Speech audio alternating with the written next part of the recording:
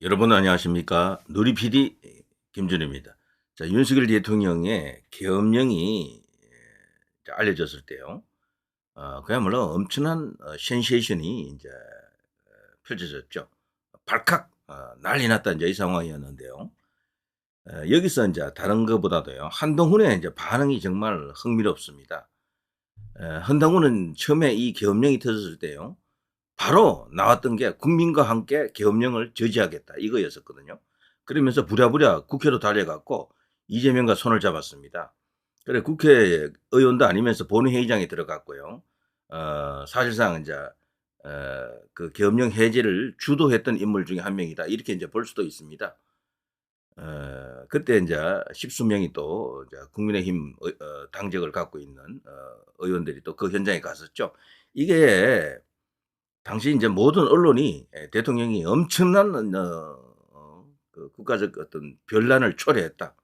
심지어는 내란을 초래했다라는 분위기로 막 이렇게 몰아갔습니다, 고 당시에. 이제 거기에 편성했다라고 봅니다. 저는 한동훈은 철저하게 자기 기준이 있는 사람이 아니에요. 주요한 언론이 가리키는 대로 가는 사람입니다. 특히 조정동이죠.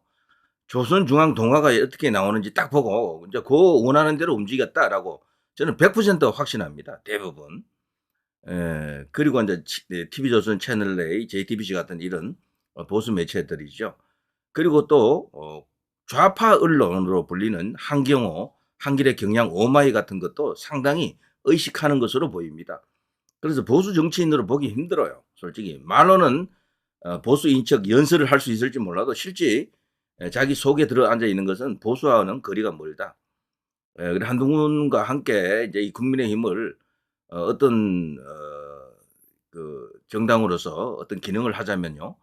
한동훈 본인이 엄청나게 변해야 됩니다, 일단은. 한동훈 본인이. 그리고 당대표 될 때만 해도 그 많은 약속을 하지 않았습니까?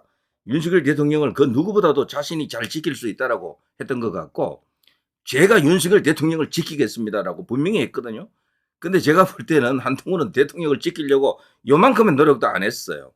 대통령에게 쪼끔이라도 불리한 뉴스가 나오면요. 그걸 나름대로 이렇게 감싸 안고 뭔가 이렇게 방어하려고 하는 노력이 있어야 되는데 단 한 번도 그런 게 없었어요. 단 한 번도. 그 대신에 이제 대통령을 이제 궁지로 몰아넣는 그런 분위기가 일어나면은 거기에 슬쩍 편승하거나 방조하는 행위를 지금 일관해 오고 있습니다. 그래서 사실상 용산과 한동훈은요. 거리감이 있는 정도가 아니고 사실 없어요. 아무런 관계가 아닙니다. 적대적이라 해도 과언이 아닐 정도로 나빠요, 둘은. 벌써 이렇게 오래전에 끊겼는데 세상이 그걸 알아가는 과정이 조금 시간이 걸렸죠. 대통령은 이미 오래전에 한을 버렸습니다, 제가 볼 때는. 한도 윤 대통령을 자기가 모셔야 될 상관으로 생각 안 한 지 오래예요, 보니까. 이제 그것이 이번에 다 드러났다. 그러니까 이게요, 천하를 다 드러낸 겁니다. 대통령이 계엄령을 던지니까 피아가 완전히 인제 구분이 되는 거죠. 누가 우리 편이고 우리가 계속해서 안고 함께 가야 될 그런 사람인지 아닌지, 그런 정치인인지 아닌지 다 드러났고요. 언론의 기본적인 태도 이런 것도 다 드러난 겁니다. 저는 조정동 같은 이런 주요 미디어가 이번에 대통령을 향해서 공격하는 것을 보고 '와 이건 뭐 완벽하게 박근혜 대통령 시즌 2 탄핵 때 그 전야를 보는 것 같았습니다.' 폭풍 전야 같은 그런 분위기가 있었어요. 계속해서 이들은요 대통령을 끌어내리려고 했어요. 끌어내리려고. 최소한 어 임기 단축까지는 몰고 가려고 했죠. 임기 단축이라고 하면 결국 인제 지방선거 때 그때 인제 대통령 선거까지 같이 치르는 겁니다. 그러면 시간이 얼마 남지도 않았어요 벌써. 1년 반밖에 안 남았습니다. 1년 반 정도. 그러면 사실상 인제 대선 바람이 부는 거지 벌써. "와!" 하고 막 일어나는 거지. 난리 나는 거죠. 이제 그런 그 과정 속에서 정말 보수 안에도 거대한 분열이 일어났습니다. 윤석열 대통령을 비난하는 보수들도 꽤 많더군요. 그 조선일보 같은 데 그 댓글 한번 보십시오. 윤석열 대통령을 비난하면 거기 "좋다. 찬성한다." 그런 숫자도 꽤 많아요. 그 사람들이 도대체 누구냐라는 겁니다. 그 사람들이. 대체로 인제 한동훈을 지지했거나 친한계로 불리는 그런 인사들과 연결이 되는 그런 사람들일 수도 있고요. 그리고 윤 대통령을 그 진짜로 일반적인 그 언론에서 주장하는 것처럼 이 계엄령 자체가 엄청난 뻘짓이고 자충수다, 자살골이다 그렇게 생각하는 사람들도 보수 안에도 있거든요. 분명히 있습니다. 자, 여기서 중요한 것은요. 한동훈은 어쨌거나 그런 식으로 국민과 함께 계엄령을 저지하겠다 그랬어요. 그 후에 하루가 지난 뒤에 또 어떤 반응이었습니까? 대통령을 직무 정지시킨다. 직무에서 뭐 배제한다. 이 비슷한 이야기였습니다. 직무에서 정지시킨다. 그래서요. 이걸 하자면은 법에 의한 대통령 직무 정지가 필요하잖아요. 뭐 직무 집행 정지 이런 어떤 신청을 할 거예요. 법정에다가요. 그래 판사가 그걸 또 이렇게 법정이라기보다는 뭐 가처분 같은 걸 신청하겠죠. 뭐 그런 것을 하려고 했던 것 같아요. 엄청난 짓을 지금 하려고 마음먹었던 것이다. 엄청난 짓을. 그리고 나서 분위기가 더 끌어오르자 뭐라고 했습니까? 탄핵한다는 발언까지도 탄핵에 찬성한다. 뭐 그런 식으로 또 이렇게 발언을 한 것으로 또 알려졌습니다. 그러니까 이 여권 전체, 지지층 전체 진짜 발칵 뒤집어진 상황이었죠. 한동훈은 아마 그때 그렇게 판단했을 겁니다. 대세가 기울었다. 윤석열 드디어 끌어내릴 수 있는 결정적 기회가 왔다. 찬스 잡았다. 내가 드디어 칼을 이제 뽑는다. 그래서 막 나갔던 겁니다. 뭐 생각이 뭐 순식간에 왔다 갔다 바뀌면서 그렇게 갔던 거예요. 그 과정에서 뭐 나중에 또 탄핵 뭐 반대 의사도 일부 또 표명했다라는 주장이 있습니다만 그게 약해요. 벌써 본심이 다 드러났던 것이죠. 그 왔다 갔다 했던 것은 민심을 살핀다라는 게 민심을 어떻게 압니까? 알 수 있는 방법이 없어요. 주요한 언론을 보는 것밖에 없습니다. 뭐 인터넷 커뮤니티 뭐 그 분위기 보고 네이버나 다음 같은데 있는데 댓글을 이렇게 보고 대충 이제 민심을 확인하는 거죠. 그리고 정치권 반응 보고 한동훈이 이번에 어쨌거나 자신을 완전히 드러냈다. 완전히 드러냈다. 완전히. 감추고 있던 것이 다 드러났던 거예요. 한동훈을 지지하는 사람들은 한동훈의 그 외피, 표면적으로 드러난 그 모습만 보고 이제 지지하는 사람들이 대부분인데요. 한동훈이 뭘 하려고 하는지 몰라요. 그 사람들도. 왜냐? 그런 비전에 대해서 뭔가 이렇게 심도 있게 말한 적도 없고 실제 그런 비전 자체가 없는 것 같더라고요. 그게 있으면 벌써 나왔어야 되거든요. 당대표로서. 뭐 없어 아무것도. 매일 하는 것은 뭐 치고받고 싸움 가운데 있기는 있는데 여당 대표로서 싸우는 게 아니야. 이 사람은 보면은. 오히려 여당 전체를 용산을 그냥 고립시키고 그쪽을 더 이렇게 상황 나쁘게 어떤 그 위험한 상황으로 이렇게 몰아넣는데 거기에 써 있는 겁니다. 스탠스 자체가 그거라니까요. 절대 이 우군, 아군, 여권, 보수, 애국, 자유 이쪽 진영을 살찌우고 부흥시킬 그런 어떤 스탠스가 아니에요. 한동훈은. 함께 가면 길이 됩니다. 그 길 끝에는 낭떠러지 혹은 엉뚱한 길. 우리가 갈 수도 없고 가서는 안 되는 그런 길로 유도할 수밖에 없는 결국은 이제 그런 것이 다 드러났죠. 한동훈은 어쨌거나 뭐 그 과정에서 이번에 오락가락 왔다리 갔다리 지금 뭐 정치적으로 자기 스스로 뚜렷한 소신이나 스탠스가 없다라는 게 다 밝혀졌어요. 일단 저기 중요한 어떤 힘 있는 어떤 언론기관이나 이런 쪽이 원하는 대로 이게 뭐 왔다 갔다 하는 거예요. 그게 이번에 노출이 되면서 이제 여권 안에서 한동훈의 술자리는 완전히 잃었습니다. 제가 볼 때 친한계 붕괴입니다. 친한계 붕괴. 한동훈이 원래는요, 자기가 지금 적어도 8명 이상의 사람을 움직일 수 있다. 탄핵 표기를 들어가게 되면은 윤석열 탄핵으로 끝장낼 수 있다라고 생각했을지 몰라요. 그래서 처음에는 탄핵에 대해서 찬성하는 듯한 그런 모습도 보였던 겁니다. 그리고 계엄령 자체에 대해서 그렇게 알레르기 반응을 일으키면서 국민과 함께 무조건 저지하겠다 이렇게 나왔던 거예요. 대통령이 왜 계엄령을 선포했고 그 계엄령의 이유가 뭔지 알아보려고 하지도 않았어. 부정선거에 대한 붓자도 언급 안 해요. 저는 한동훈도 이런 식이면은 완전히 부정선거 카르텔이 있다면 그들과 무관치 않을 수도 있다라는 생각도 해볼 수가 있습니다. 왜냐하면요. 조중동 같은 이런 거대 미디어가 부정선거에 대해서 극단적으로 알레르기 반응을 일으키거든요. 부정선거다 하면 너 아웃. 정치인 자격 없어. 이런 식입니다. 황교안이나 민경욱 같은 사람을 조선이나 이런 데서 조중동 같은 이런 보수 매체에서 제대로 다뤄준 적이 한 번이라도 있습니까? 없잖아요. 그것처럼 말이죠. 부정선거를 주장하는 순간 그냥 이 보수 언론 혹은 이 우리나라 이 정치권의 메이저 어떤 세력들로부터 완전히 배척당합니다. 왕따 당하는 거죠. 왕따. 정치권 내부에서도 그렇습니다. 지금 이런 상황이 돼도 부정선거 언급하는 정치인들도 없고 주요한 미디어, 매체 없잖아요.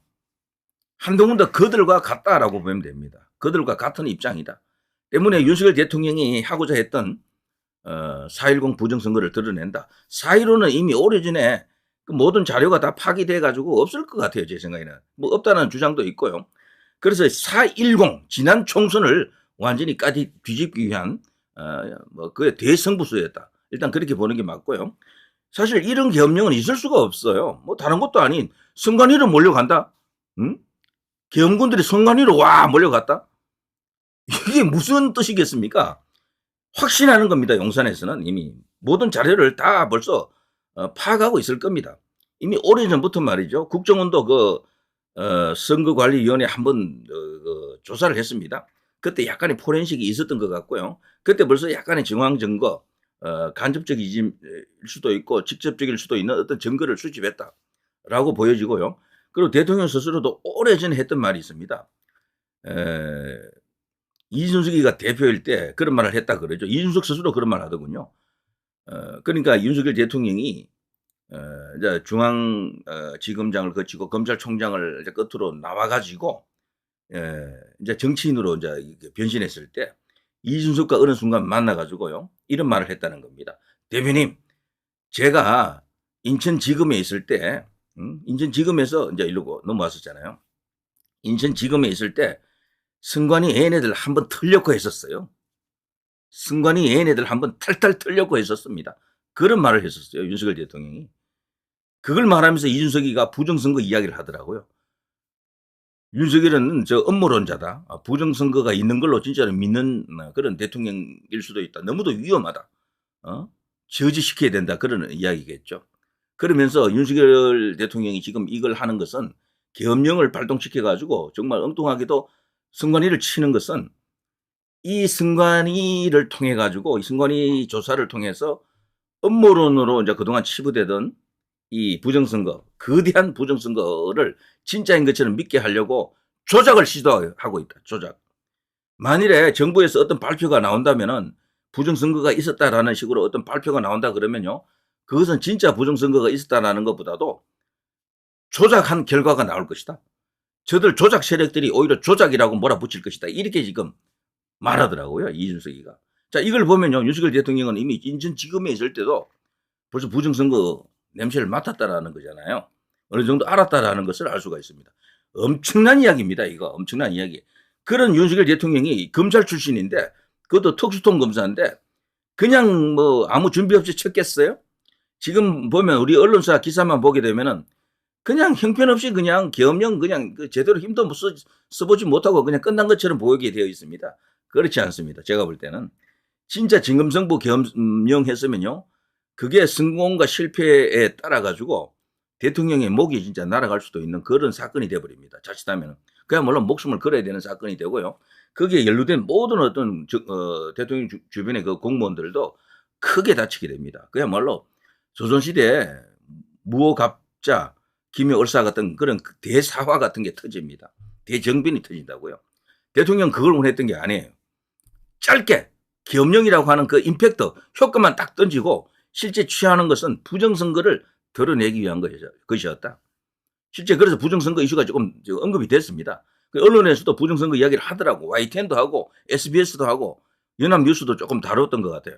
그래서 지금 조중동 같은 이런 큰 미디어들이 그걸 숨기고 있어서 그렇지 다른 언론사는 일부 지금 말하기 시작했다라는 겁니다. 와, 이게 진짜로 부정선거가 있는 게 맞는가라고 보는 거예요. 저는 벌써 대통령의 이런 어떤 기질이나 스타일을 볼 때는 부정선거 자료를 다 갖고 있다. 다 알고 있다. 이미 오래전에요. 작년인가요? 그때 벌써 연초에 뭐 2, 3월인가 그때쯤 되는데 박주현 변호사, 윤용준 변호사 같은 부정선거에 대해서 해박한 내용을 갖고 있는 사람들, 이 사람들이 대통령실로 가서 말이죠. 파워포인트로 브리핑을 했어요. 2시간 넘게 했다 하더라고. 그때 당시 그 청와대 관계자들 수석도 한 명 있었다 그러죠. 시민사회 수석. 이런 사람들이 그걸 다 봤다는 거야. 다 듣고 대통령에게 보고 안 했겠어요? 대통령이 다 알고 있고요. 그리고 대통령이 이제 대통령 후보 시절에도 그 경선하면서요. 황교안과 1차 경선할 때 황교안 그 당시 후보가 예비 경선 후보가요. 질문을 합니다. 부정선거에 대해서 이런저런 질문을 하니까요. 부정을 안 하더라고요. 저도 거기에 대해서 저 검찰총장 시절에 첩보 차원의 어떤 그 정보 활동을 했다. 첩보 차원의 뭔가를 수집했다라고 이야기하더라고요. 그거 기억하시나요? 저는 기억하거든요. 그러니까 윤석열 대통령은 부정선거를 부정 안 해요. 일반적으로 우리가 알고 있는 그런 정치권에 있는 인사들과 다르다라니까요. 검사 출신으로서 저거 분명히 이상하다. 분명히 저거는 틀면 틀린다라고 생각했던 거예요. 그랬던 사람이 이번에 이렇게 허술한 계엄령을 선포했겠습니까? 분명히 뭔가 준비를 해놓고 있다. 그리고 그날 말이죠. 3시간 정도 머물렀다 그러거든요. 계엄군이 중앙선관위에서. 근데 겉으로 드러난 것은요. 그 거대한 서버 사진 찍는 게 지금 보입니다. 사진 그건 찍어도 소용없어요. 그 껍데기 그 사진 찍어봐야 뭐 하겠습니까? 그런데 그게 아니에요. 그 3시간 동안 그거 찍힌 사진만 있겠습니까? 서버를 통째로 옮겨가진 않았어도 서버에 들어있는 그 내용의 핵심들을 뽑아갔을 것이다. 복사한다는 거죠. 그거를 다운로드 시켰을 겁니다. 거기에 들어갔던 소위 우리나라 이 사이버 정보 이 능력이 굉장히 뛰어나다 그러거든요. 국제 대회에 나가서 우승도 하고 그랬습니다. 그런 뛰어난 그런 어떤 정보 분석관들, 정보 처리 능력을 가진 그런 계엄군 소수 정예가 들어갔다. 나머지들은 거기 이제 무장병력은 뭐 그냥 총만 들고 있는 거죠. 총알은 없었어요. 실탄은 없었습니다. 거기 이제 경계하는 정도고 실제 거기에 들어가서 그 중요한 역할을 했던 사람은 제가 볼 때 서너 명으로 보입니다. 그들이 거기서 아주 초고속으로 어떤 자료를 옮겨갔다라고 봅니다. 이제 그것을 살펴보는데 포렌식 한다 그러죠, 보통. 그 내용을 이제 좀 꼼꼼하게 살피는데 뭐 한간에는 뭐 2주 걸린다. 어떤 사람은 일주일 걸린다. 뭐 이런 이야기가 있어요. 지금도 그게 진행 중이다. 그 조사가 끝나는 순간 기존에 알고 있던 내용들과 합치시켜가지고 충격적인 발표를 할 것이다. 이거거든요. 자, 이런 내용을 우리 언론이 충분히 그들도 짐작할 수 있고 내용에 대해서 뭔가 그 충격적인 엄청난 파괴력에 대해서 그들도 분명히 이해를 할 텐데 보도를 하지 않는다. 말을 하지 않는다. 정치권에서도 가만히 있는다. 이건 태풍 전야의 고요입니다. 엄청난 게 지금 터진다라는 걸 이해해야 됩니다. 결국에는 대통령이 이게 너무도 큰 승부수기 때문에요. 그리고 대통령이 설사 부정선거가 있었다라고 발표하더라도 어떤 그 수사기관에서 그거를 발표하더라도 우리 지금 현재 정치 구조를 볼 때, 우리 언론사 환경을 볼 때 그거 맞다고 봐도 바로 받아들일 가능성이 없어요. 분명히 조작이다라고 나올 겁니다. 그때 싸워서 이겨야 됩니다. 그때 지금까지는 부정선거에 대해서 조금 이렇게 뭐 기형과 미형과 뭐 맞나 안 맞나 이렇게 갸우뚱하던 사람들이 확실히 이제 부정선거가 있었다라는 것을 믿게끔 하는 결정적인 어떤 그런 계기로 만들고 거기서 마지막 싸움이 됩니다. 어떻게 보면 대한민국 정상화를 위한 최후의 승부수이니만큼 거기서 이기게 되면은 정치 환경이 확 바뀌게 될 겁니다. 트럼프가 마침 또 대통령이 되지 않았습니까? 미국에서 트럼프 대통령과 손을 잡아야 됩니다. 같은 입장이에요. 윤석열 대통령과 트럼프 대통령이 기가 막히게 잘 통할 수 있는 조합 중에 하나가 바로 이 부정선거죠. 최근에 루마니아 그쪽에서 지금 선거가 지금 난리 났더군요. 대통령 선거 무효 선언하고 막 그랬죠. 자, 어쨌거나 그런 것처럼요. 부정선거 때문에 문제되는 나라가 한두 나라가 아닙니다. 그런데 그 부정선거를 이야기할 때 뒤에 도사리고 있는 것은 대체로 중국 아니면 러시아입니다. 이 두 나라. 러시아도 그 주변국들 중에 자기들 의도대로 뭔가 움직이려고 하는 그게 있고요. 중국 또한 그 주변국들 중에 자신들 뜻대로 움직이는 뭐가 있다라고 지금 소문이 자자합니다. 소문 정도가 아니에요. 이 유력한 벌써 정보라고 해도 과언이 아니다. 그런 것을 일거에 깨자면요. 엄청나게 어렵습니다. 대통령의 힘으로서도 어렵습니다. 제가 볼 때는. 그래서 한미 공조 같은 게 필요하고요. 지금 진짜로 지금까지 예전에 이제 박근혜 대통령 탄핵 이제 그 무렵에서 박근혜 대통령 지키려고 했던 그 거대한 어떤 움직임, 운동이 있었잖아요. 그것 이상과는 큰 어떤 싸움을 해야 될 겁니다. 부정선거 세력은 절대로 순순히 물러나지 않습니다. 그냥 우리가 부정선거 믿는다고 끝나는 게 아니에요. 이미 그거 부정선거가 있는 걸 알아도 절대 부정선거 아니다라고 말하는 세력이 힘이 더 셀 수가 있어요, 지금.